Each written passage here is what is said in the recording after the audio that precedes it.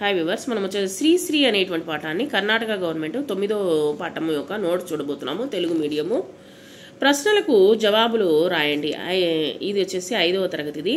శ్రీశ్రీ పూర్తి పేరు ఏమిటి? శ్రీశ్రీ పూర్తి పేరు శ్రీరంగం శ్రీనివాసరావు. శ్రీశ్రీ ఎప్పుడు జన్మించారు? శ్రీశ్రీ 1910వ సంవత్సరము ఏప్రిల్ 30వ తేదీన జన్మించారు.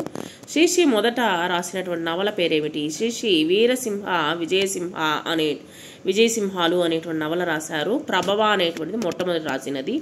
శ్రీశ్రీ ఎప్పుడు మరణించారు? శ్రీశ్రీ 1983వ సంవత్సరంలో మరణించారు.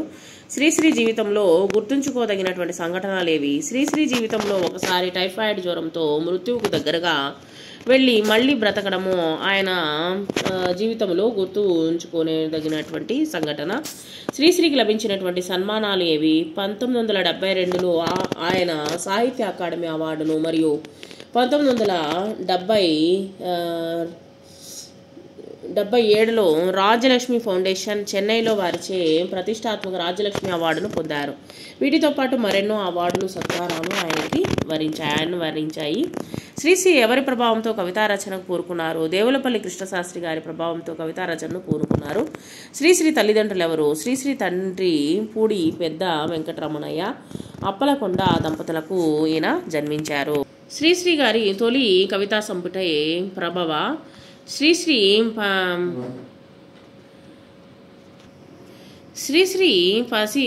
పసితనంలో దేవులపల్లి కృష్ణశాస్త్రి రచన పట్ల ఆకర్షితులయ్యారు.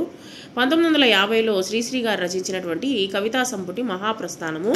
తెలుగు సాహిత్యంలో శ్రీశ్రీ ప్రసిద్ధి చెందినటువంటి ఆధునిక కవి జతపరచండి. 1950లో మహాప్రస్థానము, 1910లో శ్రీశ్రీ జననము, 1956లో మరో ప్రపంచం పిలిచింది అనేటువంటి నవలను రాశారు. 1983లో శ్రీశ్రీ మరణము.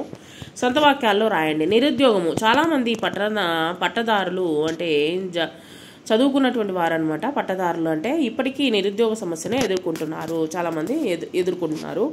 ప్రసిద్ధి. చోళులు ఎన్నో ప్రసిద్ధి చెందినటువంటి దేవాలయాలు నిర్మించారు.